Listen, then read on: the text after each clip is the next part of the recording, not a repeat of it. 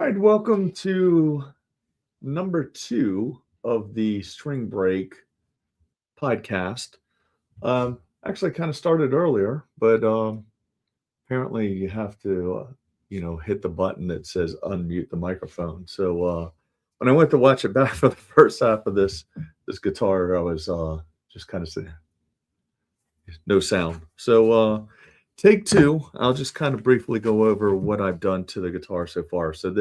This is a guitar that's in for a setup. I've already started it. It's a 1987 Gibson SG that's in for a setup, fret level. I've already done the fret level. The owner also wanted to know what kind of pickups. He just bought it recently at a shop, and he knew that the pickups had been replaced. So I documented the pickups, took these out. They're actually a set of bare knuckles, which are really good pickups out of the UK. So we got that done, and basically, I'm going to start on the fret level. I just did the level. I'm going to crown this. One thing, this guitar is a little bit older, so it has some play on it. So starting to get kind of a flat top rather than a nice crown on it. So I'm going to start, and this is super boring, I know. It's also boring to sit here and talk to yourself on a podcast, but I'm trying it.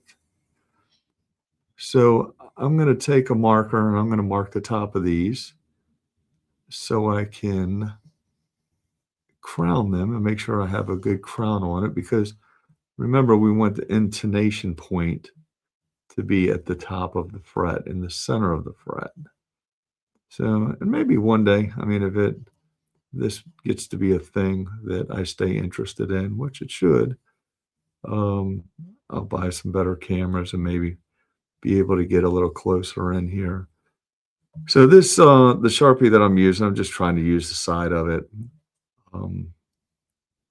just the fat side of it, and go down these. Just a nice black line. And then what I do for the polishing, and I can't claim learning this without the person that taught me down on Virginia Beach, Brian Hawkins, the process of polishing the frets. We use microfiber, and a combination of that, and depending on how bad the frets are, we start out with sandpaper. So I usually start out at either 220 or 320, depending on how hammered the frets are. These aren't too bad. I'll probably start at 320 and work my way all the way to 12,000. So I've really gotten to like, I'll just keep walking over here and showing you. I've really gotten to like this Music Nomad fret crowning file. I have a couple other ones. This is the fret Guru crowning file. Kind of the difference in these two fret crowning files is I think the Music Nomad one is just a little dog coming in here. So the Music Nomad is just a little more forgiving, because the fret or the file sides are on the sides, and in the middle it's kind of smooth. So you're not taking too much material or any off of the top. You're just simply crowning the sides of the fret, if that made sense. So I'm going to go ahead and start this. My microphone is right there. So for those of you that are using headphones, enjoy. I know I do. I watch a couple guys that do same kind of thing every time they turn on the vacuum, and I have my headphones on, they blast me out pretty good. It's like an ASMR thing. So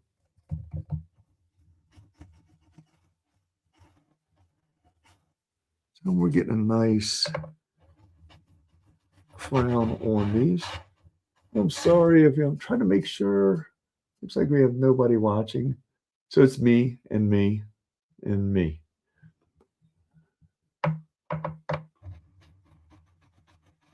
Trying to make sure I stay in view of both. I have two feeds that go. One that each for the aspect that you would watch on a computer and one for viewing on a phone. So yeah, I'm getting a nice crown on these. I'm going to stand up so I can.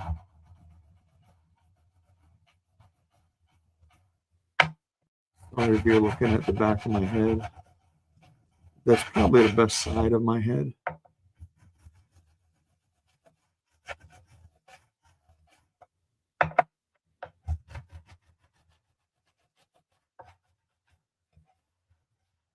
And it doesn't take much. Like some of these, it had 3 high frets on it, so I leveled the frets to get those 3 down. For a point of reference, I think I had 2 down here, like 6 and 9, and then right there, which, when you get, you can definitely have a problematic area right here when you get high frets down around the upper register, because you're playing the high frets, you're definitely going to hear it. It's definitely going to make a buzz. I ensure that the frets are level on every setup, because typically people like nice low action, and I can typically give them low action if the frets are level. And we're just kind of knocking the ridge down on these from years of playing, and then a couple of these I had to do use the file to do some spot leveling.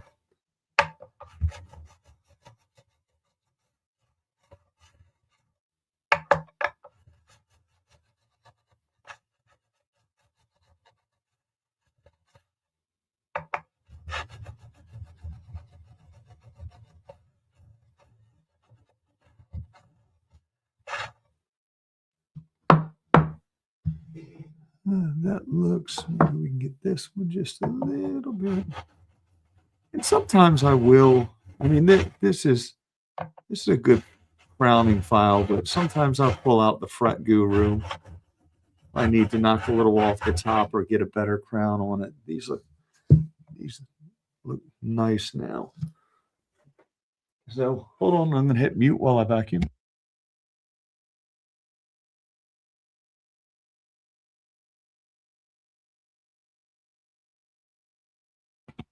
I saved you from that. I'm gonna check these out, and I'm gonna roll over it one more time with this. I talked about this earlier when I didn't have the sound on, and I also talked about it on podcast number 1. If you want to go back and take a look at that.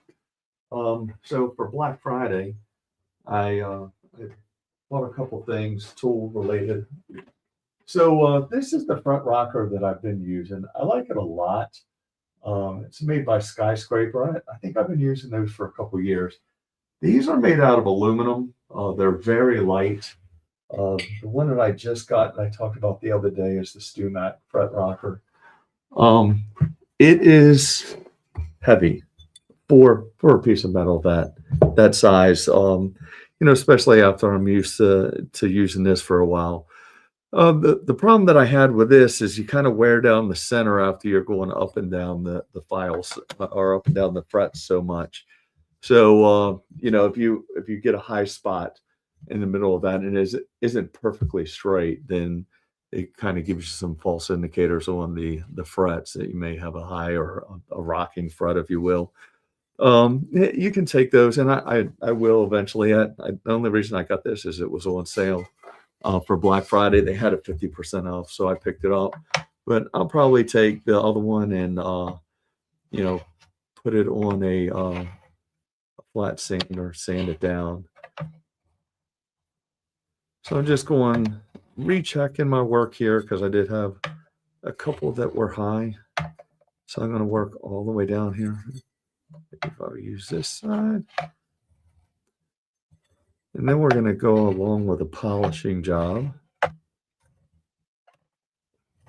I can probably hand this over there to the camera and let you see. I'm just going right down. I'm trying to keep my hand out of the way. So I'm just going up and down all of these, making sure I don't have any high spots. What I can do is I can hold it up bring it over to the camera. You can barely see, I think, maybe a little black. And I was trying to see if you could see the little black market. It has a thin black line from the magic marker that we left down through there. So, all right, so I'm super OCD, so I'm going to get all my tools put away. I hate to have things floating around because then I can't find them, or, I run the risk of hitting something on the guitar. So this here I'm going to take, and I typically do this just protect the pickup. I don't want to get any metal in there because we are going to have like a little bit of metal dust here. And on that note, you see a lot of technicians, and I ain't throwing stones, trust me.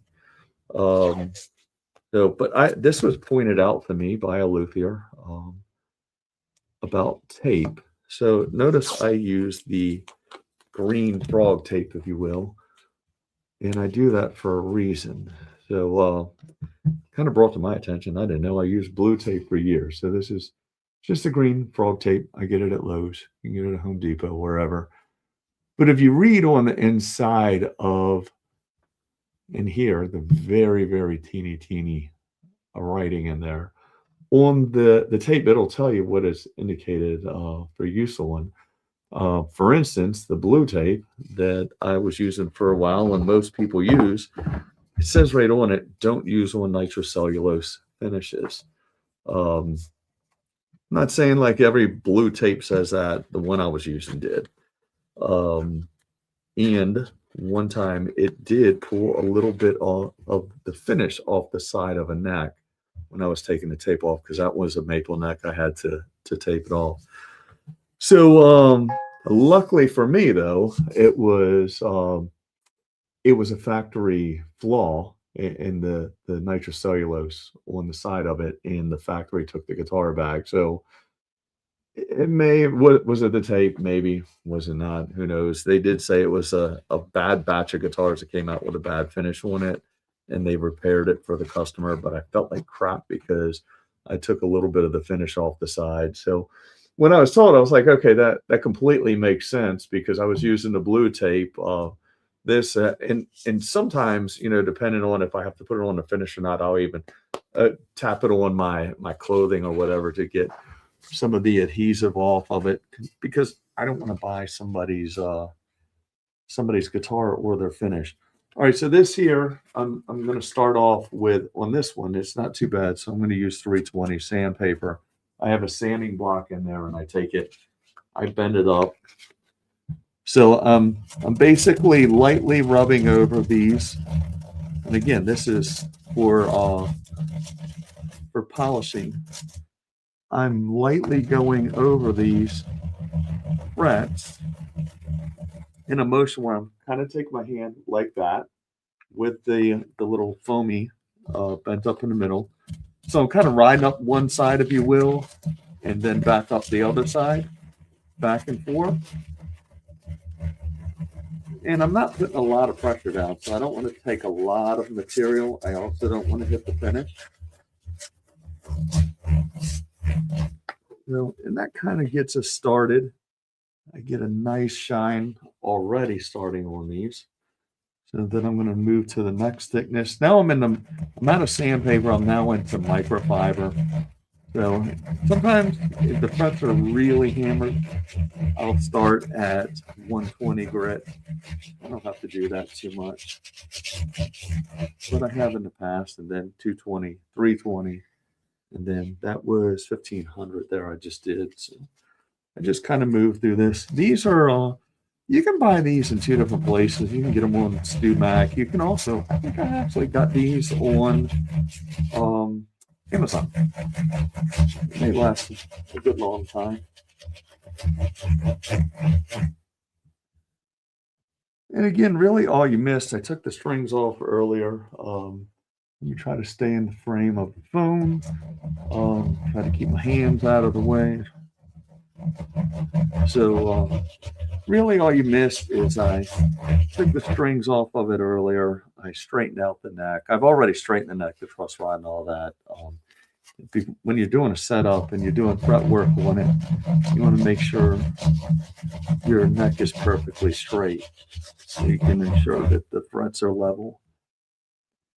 So I did that. I also, I mean, you should have seen it. It was awesome. It actually was. It was actually kind of boring, but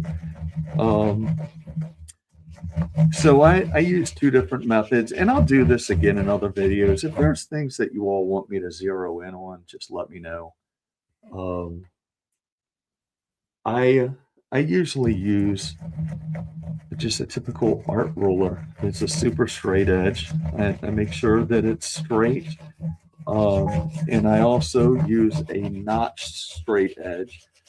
So ideally I want both the fretboard and the frets to be level with, well, the frets with one another, the fretboard with the frets, everything should be level. But I mean, sometimes, I mean, this has been played since the 80s, so you may not be able to get that with the board. So I want the frets to be level.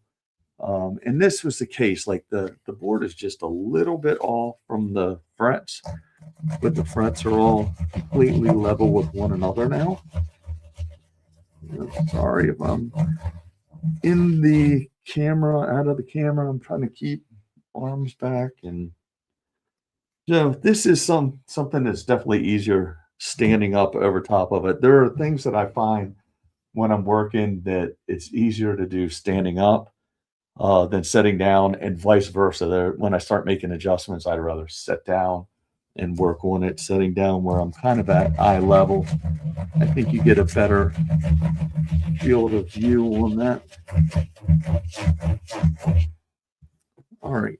So we went all the way to 12,000. When I get to 12,000, I mean it's pretty much, I mean you can barely feel any grit on microfiber at 12,000. And the frets are good and shiny. I'll hold those up in a second, but I'm not quite done yet. Sorry for looking at my rear end, but I also like to take quadruple lot. So now keep in mind, so we've taken and we've crowned these, we've leveled them, we've crowned them, and I took microfiber and I went down the fretboard with it. Good note. If you ever do this, my first time doing this, and if the person ever watches it, he'll laugh at me again. So I took my PRS guitar in, and for the initial training, I did this years ago. And it makes sense to me that you would, if you're using microfiber, you would sand down the fret, if you will. So I did that, and the person that was teaching came in and he goes, "Well, what are you doing?" And I said, "I'm sanding the frets, like you told me to." And he said, "But you put scratches in your fretboard," and it looked like hell. So I sat there for about 2 hours, I think. And the frets were fine. They're metal. They were fine. So I took I have one right here, just a razor blade, and I had to hold it at a 90 and scrape the entire fretboard to get all of my marks out of it, which was an important lesson. So I learned a lesson that day. So anyways, where I was going with that, when you're going down the fretboard back and forth with your microfiber, you're putting micro scratches, if you will, down the fretboard. So you can kind of feel that when you're doing bends with the strings. It kind of feels a little bit gritty. So I like to take quadruple lot, and then I usually use polish, and I'll just run those scratches back down the fret so you don't feel it. And it seems to work. And now it kind of explains why I have the pickup covered with tape, because there inevitably is going to be maybe a little bit of quadruple lot steel wool, or there's going to be little dust, if you will, from the metal, from the microfiber, but they're shining up. This is something I'm sure you'll be able to see in the camera when I get it done. If you're watching this, if you hang with it this long, because it's boring. But if a tech is doing the job right. I'm not saying that I am, I'm not disparaging any other techs out there, but they should take their time, make sure, like when I look at it, it looks shiny. I'm not seeing any divots in it. I'm seeing a nice crown on it. I'm taking my time with this, because it really pays off in the end. And, the I think the more or the less friction you have on the frets, maybe the longer the frets will last, right? Because you're gliding over top of them. So, but if you're really digging in, man, it is what it is. That's why they make frets. You can get a refret. So I'm just kind of moseying down here. I know this seems like a long process when I'm not running my mouth and trying to figure out what I'm trying to stay out of the camera. I feel like my body's contorted. You can usually skip right down through here. I think one of the I always think this, like if I was ever teaching somebody how to do this, what would I say? It's like if you ever came up and said like, what is one of the most important tools in the guitar shop? I think it's the vacuum, man. My shop vac, I think I'm using that thing all the time. So, and I'm working, I mean, as you see, I don't work in like a warehouse space. I'm working in a finished space. So, if I get in here making too much dust or whatever, then I'm probably going to have issues with my better half. And so she's my partner in crime. She does all my paperwork. She does all the initial measurements. She does all the paperwork, all the financial side, all the parts that I suck at. She does. She's really good at it. So that, and then I am going to take. Actually, I'm going to need that guy back. He's right. Just take a little dab.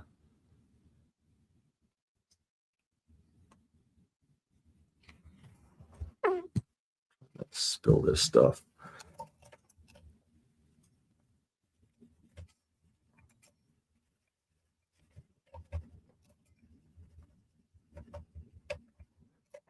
I know some people may look at this and go, that's a little over the top. Some people also use Dremels. I don't have any problem. I've done that before too, but I sometimes I think if you don't like, why go over the top if you don't have to? And sometimes you can risk. You have it turned up too high with that wheel on it. You can risk heating up the fret. I don't necessarily want to do that.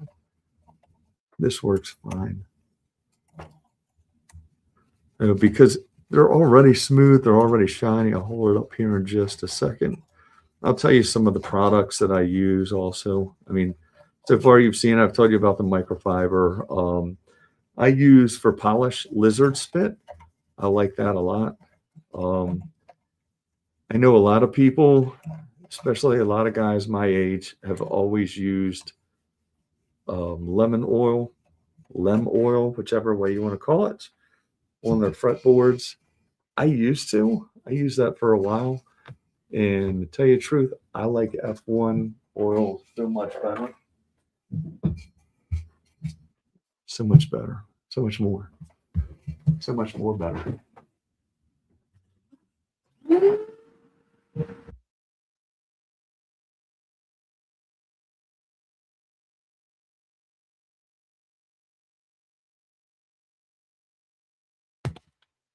Saved you again from that.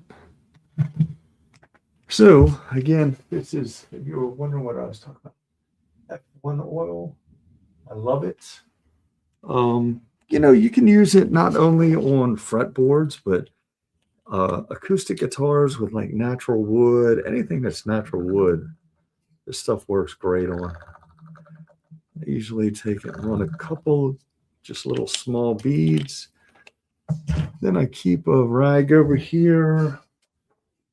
Usually wash that like once a week. You can see it's staying pretty good from the F1 oil.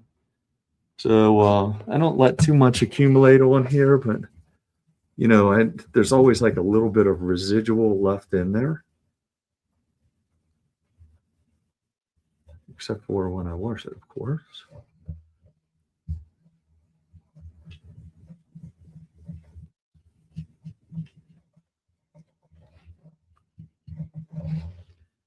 Coming along nicely. The other thing that the F1 oil that I have found is good for is if you have uncovered pickups, man, it just takes the pickup bobbins. And actually, anything that's plastic around here, I'll take it, run it around there real quick. Does a really great job on that also, in addition to the wood. So let's see. Now we have. I'm gonna give it again. This lizard spits. Just give it a little spritz. I'm getting underneath of where the stop tail and the bridge are going. I'll give it a once over cleaning. This thing has a little bit of smegma on it. It's a technical term. Hold that thought.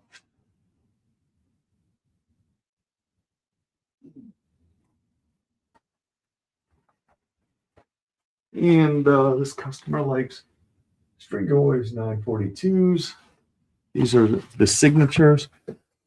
These are fantastic strings. I like them a lot. It's really interesting. I observed when I first started doing this, like I put a lot of strings on a lot of guitars. And I noticed that when I would stretch these in one time, it seems to me like they wouldn't require a whole lot more stretching. They would be there. It wouldn't be a constant this fight of stretch it, tune it, stretch it, tune it. So we had Blake Weiland on the Guitar Gear Locker, which if you're still watching or if you are watching, Guitar Gear Locker I do with Alex Books. Good friend, phenomenal guitar player. He's in the death metal world. He is in Immolation Band. You can catch us live on Thursday nights, talking all things music and gear and things like that. So what I was getting at is we have Blake Weiland on. He is part owner or half owner, actually, of Stringjoy. And we were talking about their process with Stringjoy. And I told him what I observed. Well, you can tell this is an older guitar because the newer stop tails are just so light. They're feather light. This one actually has a little meat to it. Actually, also, on another note, FU-Tone, I'm a FU-Tone dealer. FU-Tone has brass bridges for Gibson style guitars, and they have a lot of mass to them also, of course, because they're made out of brass, but they're chrome color, gold color, things like that. So anyways, talking to Blake Weiland, and I told him what I observed with the strings, and I said, man, is that just in my head? Because, sometimes guitar stuff can just be in our head. Like, is the tone better? Is it wood? Is it this? Debate. So I said, but I noticed when I stretch them in, they're just kind of in tune. They're there. I said, is that just me, or is that true? And he goes, well, the difference between the way Stringjoy winds and the way most of the other companies wind is when they're doing the wound wires or the wound, well, they are wires, but the wound strings, they do it under tension. So the others apparently don't do that. So he said what I was noticing is factual, and that's a thing because it's already been under tension. So it's just going back to where I guess the memory is. So, anyways, interesting little fact on Stringjoys. I like them a lot. I also like Ernie balls. I carry Ernie balls. There's other strings that I like. The Ernie Ball paradigms are really good. So you notice I string the guitar usually with the strings away from the guitar, and then I pop them on. So again, I mean, some of this is just me. There's really no right or wrong to it. Um, I like to keep everything away from the guitar as much as I can. Just gonna get this cinched up and then raise it.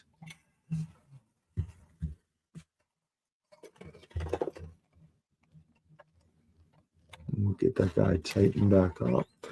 So I'm fortunate enough to have locking tuners on this, which, the big debate, we have tone debates, you have debates on things with guitars. The big debate, so does or do locking tuners make a guitar stay in tune better? Is it better for tuning stability? I would argue that it's really, well, everything working together to make it stay in tune. The nut has a lot to do with it staying in tune or not. But I can tell you one thing is factual across the board. This is not one of those things that's up for debate. It's definitely easier for the technician. No debating that. But there are other ways that you can string guitars that are pretty fast. We'll go over those and maybe some future shows. So we're going to get this just tuned up, and then what I do, I told everybody like the first time our first show, that these were going to be like quick hits, like usually lunchtime. Today was lunchtime when I did it. I figure everybody's at their desk, at their jobs, whatever, pretending to work, so they can pretend to work and watch me. So I'll give them something to do, something to laugh at, anyways. But yeah, so I'm trying to keep these like 20, 30 minutes. This one's been a little longer. So what I do after I string them is I will kind of bring it up the tune and check my string height. And then I like to let it set. I also cheat.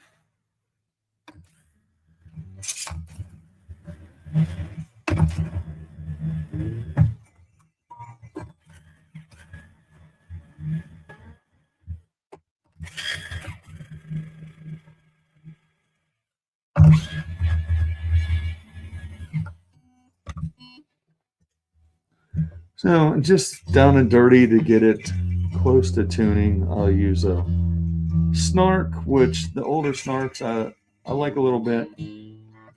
They're not ideal for doing intonation. I'll tell you what I use here in a second.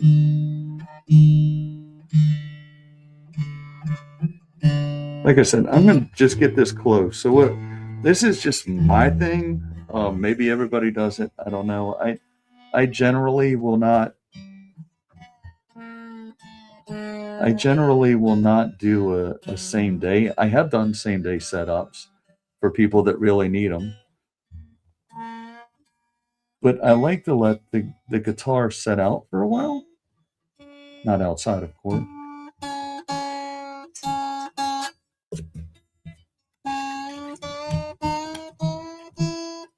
Not outside, but I like to let it settle out. So I just, to kind of recap, not to beat a dead horse. So I've just adjusted the neck. I've just, worked on the frets. I've done a lot to it. So what I want to do is I want to get string tension on it again, close to in tune, and we're pretty darn close right there. I'll bag on snark here in a second. So I get it close in tune, and then I'm just gonna let it set. Like the action's actually pretty good on it, but I want it to settle out. I want the neck to kind of like get used to the new strings, get used to what we just did. We just moved it around. It used to be a tree. It's wood. And then I come back later and I stretch out the strings more, because I haven't done it yet. So I'll stretch out the strings and then I'll bring it back up to tune again.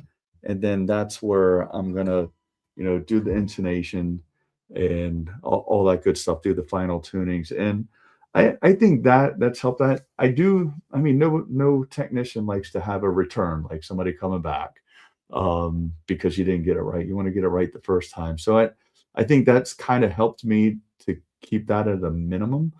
Um, because I let it settle out and then I adjust it the next day.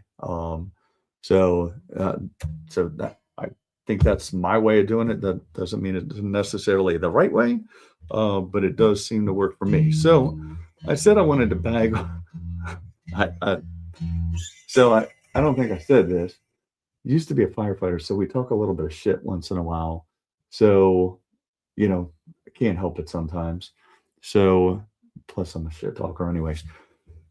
But one thing is like the old Snart tuners used to be actually pretty good. And this time last year, I broke one. I had had it for years. I had two that I was using. I broke one and then accidentally put one in a case, I think. Anyways, it disappeared. It's gone. So I ordered new ones, and the new ones are number one, rechargeable. This is one of the older ones that somebody didn't want anymore, so I snagged it from them. But the new ones are rechargeable, but they're just not as accurate, I think. So it seems like they have wild swings, like they'll wildly swing from sharp to flat. It's hard to get them zeroed in. They're just a pain. I end up using like when I'm really trying to zero things in, I kind of swear by the strobe tuner. Get that a little closer. That's the one I use in here. You can see strobe on it. I've got the strobe clip-on tuners. They're not too bad, but I mean it's a clip-on tuner. So it is what it is. Ideally, when you're doing setup and intonation, you want to be in a playing position, and you want to be with good tuner, good solid tuner. So help you get things right. But anyways, this one, I think I'm on the point now where I'm already running at 37 minutes. I've kind of gone over what I said I wanted to do. I want to stay like 20, 30 minutes, usually around 30 minutes. Like I said, sorry we missed the first part of this. I hope, in the future, maybe I'll have better camera angles. Right now, I'm using the same one we use for the Guitar Gear Locker podcast.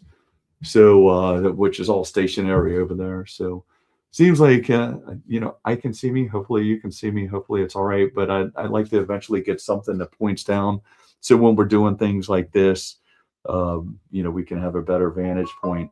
One thing that I do want to go over, for a future show, I don't know if I'm going to do another little shot tomorrow or wait till Monday, but one of the upcoming ones I want to talk about, products that I like a lot. I'll only talk about what I like. I only carry what I like. If I don't carry it, it's because I don't really care for it. But one is the Fishman wireless system.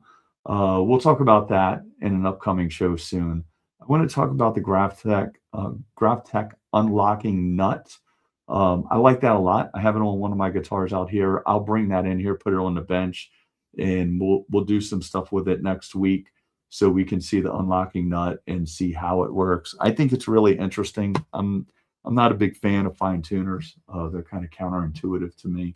They don't come as natural as they do to most people. I'm also left-handed, play right-handed, so it makes it even a little weirder. So so those are all things I want to bring up. I want to bring up some jobs. I have some cool guitars I'm getting ready to do. I'm getting ready to do a double neck. Maybe that'll be a upcoming video also. Double neck, it's bass over 6-string guitar. So I get cool stuff in here. So I like to kind of showcase it.